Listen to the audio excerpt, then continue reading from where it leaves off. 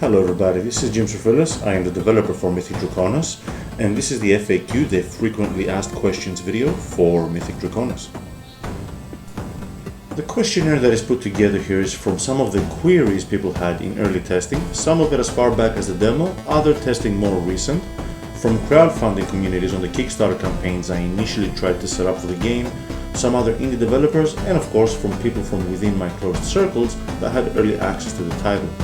Hopefully this video will shine some light on what to expect and why you should be looking forward to exploring Mythic Draconis. Let's start off with a question that I threw in there myself as an introduction to all this. Who am I?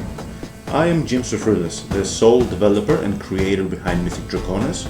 I am a seasoned 3D animator and modeler, digital artist, and even earlier than that, a traditional artist. I have worked for the last 15 years or more on client work spanning from things such as editing and effects on documentaries, advertisement campaigns, asset creation for video game projects, graphics for websites, and more recently, the last few years, I also work as a lecturer and professor in a leading graphical and technical institute in my country, teaching 3D modeling, animation, and architectural photorealism. As far back as I can recall, I have always been the creative mind, putting together stories, worlds, and the art that goes with it, and my ambitions from a very early time was to always become a game developer. Being a gamer myself for over 30 years, this is by far the most interesting and detailed medium to convey my imagination, as well as the most enjoyable by far. What is Mythic Draconis? Mythic Draconis is a neo-retro title harkening back to the original 8-bit and 16-bit 2D side-scroller games from the 90s. Such classic inspirations include games such as Golden Axe, Mick and Max Global Adventures, DuckTales, Shadow of the Beast, Altered Beast, Streets of Rage, Ghouls and Ghosts and Goblins, and many more. For this reason, the art style to Mythic Draconis is that of early pixel art games. Closer, I would say, to something like Ghouls and Goblins or Ghosts and Goblins, depending on your region naming, and the game aims to recreate the feeling of the now timeless classic retro genre of the side-scroller platformers of the 90s. In conjunction, the game aims at also bringing all this to a more modern standard and enrich the content with no asset and other technical limitations of that time. Mythic Draconis itself is a pixel art 2D side-scroller platformer game filled with both engaging action combat and puzzle solving, and at its core, it aims at being a heavily story-driven experience.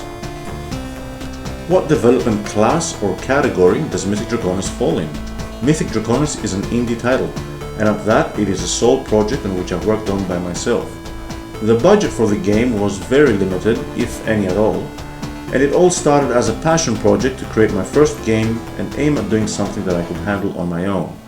Mythic Draconis is thus naturally the first title to ScioniaRoms and served as a very important stepping stone and learning experience for future development.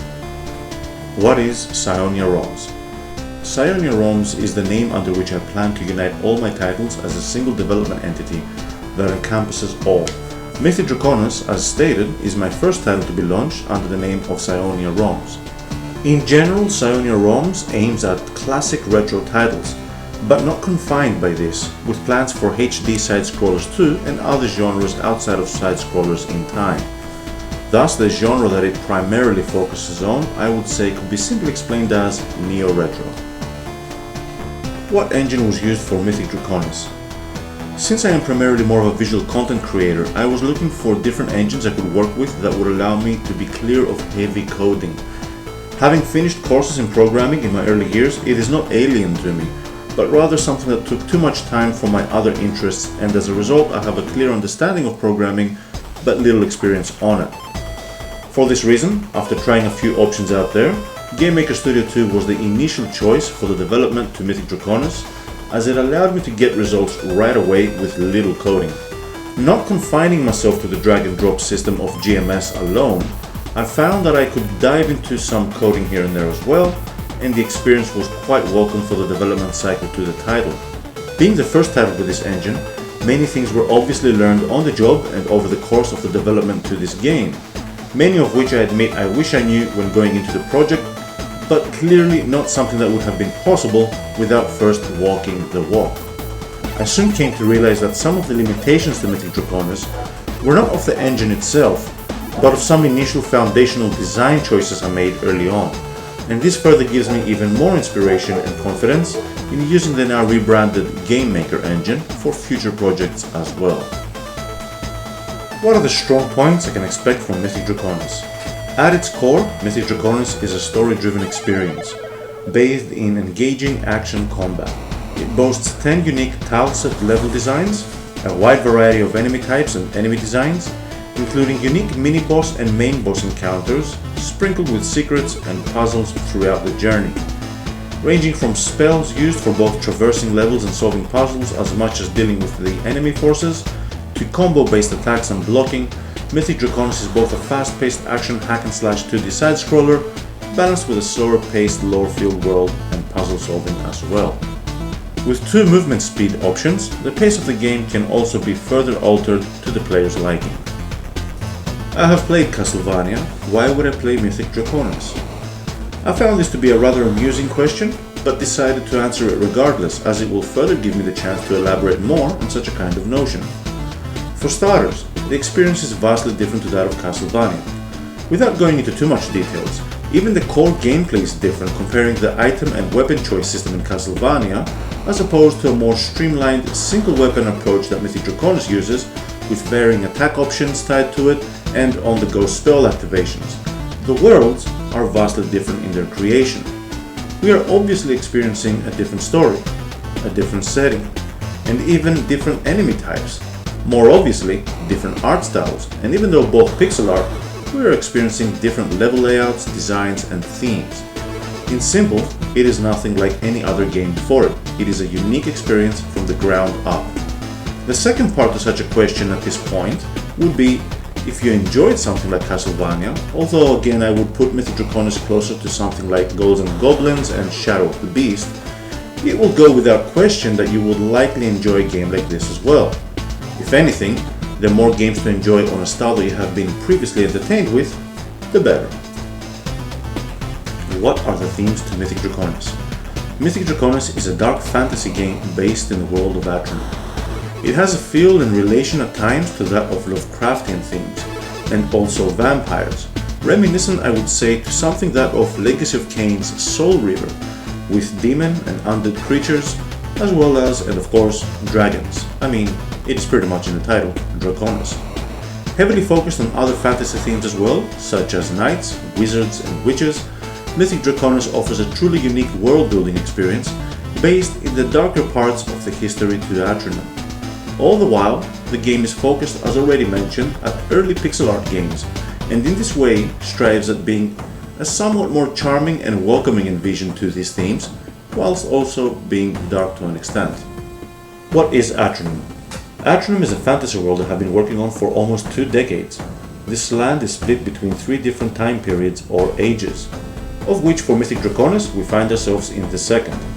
Each period alters the general focus of the land as it evolves, and initially, the first introduction to Atrinum would have been in the form of a 3-part novel based in the 3rd time period of this land, a novel for which the first book has been mostly already written. The scope of this world includes detailed histories and events and has been crafted with extensive attention and depth, encompassing different tribes, races, religions, deities, and so much more. Even such details as cultural characteristics, trade characteristics, military strategies and designs, and even things such as ore mining and so much more, along with all the mysteries a land of such history would come with. The 3rd period of this land was initially aimed for an RPG experience and the starting point to my world building, but clearly an endeavor a little too ambitious for now. As a result, we are now introduced to this land through the 2nd age of Atrinum with Mythic Draconis.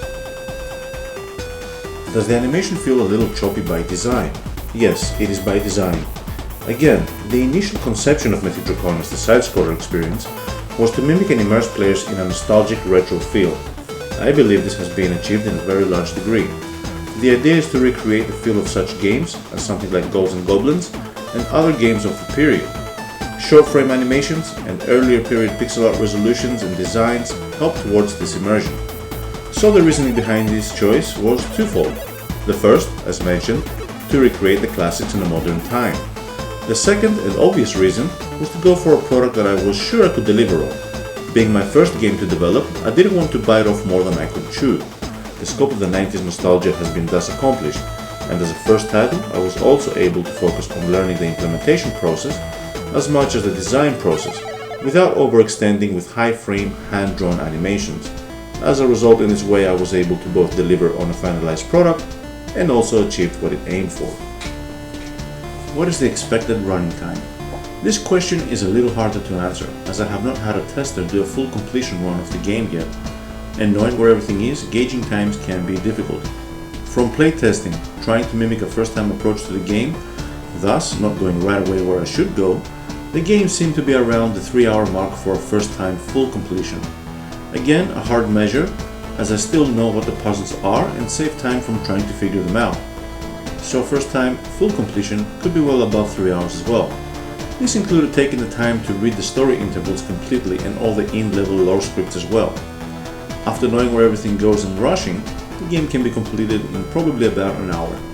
I would give a rough estimate of around 2 hours, but it really depends on the player, as it could shoot over the 3-hour mark as well, if not more.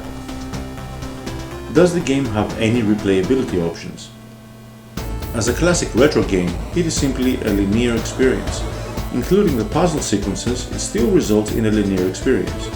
The platforming level design, however, does allow for flexibility, and the action combat is quite satisfying to want to have several playthroughs, just like the classic titles.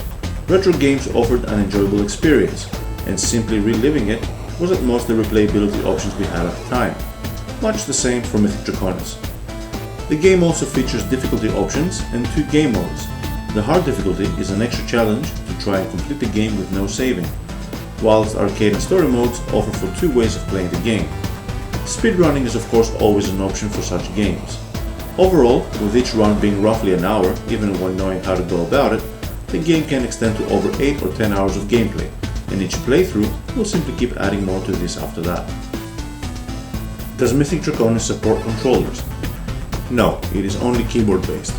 There are however free options out there to map the keys from the keyboard onto a controller, one example being Joy to Key. The game has been tested in this way for both controller and even arcade stick to make sure it works.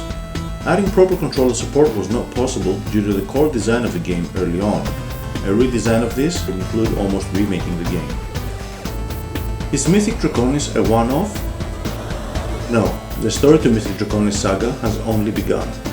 Mythic Draconis serves as our introduction to the world and the character, and with its plot twists and world establishment, readies the player for more adventures to come that can then take advantage of further progressing the depth of the story and unveiling much more of the world of Atrinum. Is Mythic Draconis early access? No, it is a completed product. You buy it and own it in its final form in perpetuity. Does Mythic Draconis have online? No. Mythic Draconis is exclusively a single-player offline experience.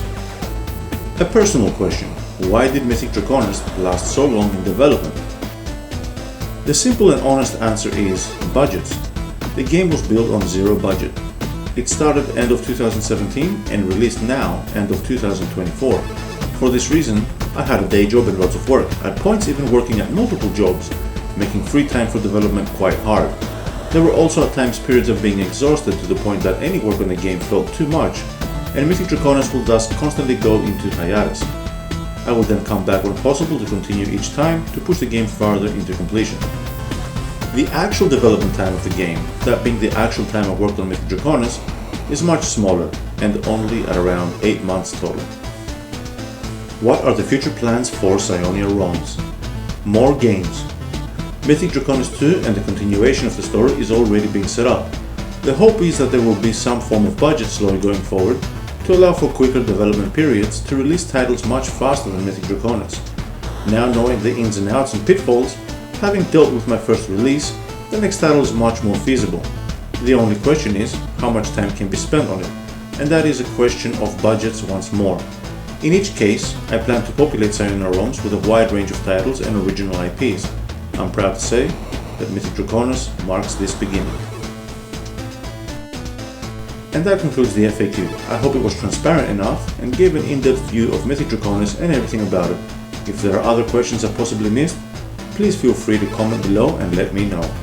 Thank you for taking the time, and as always, Peace be with you.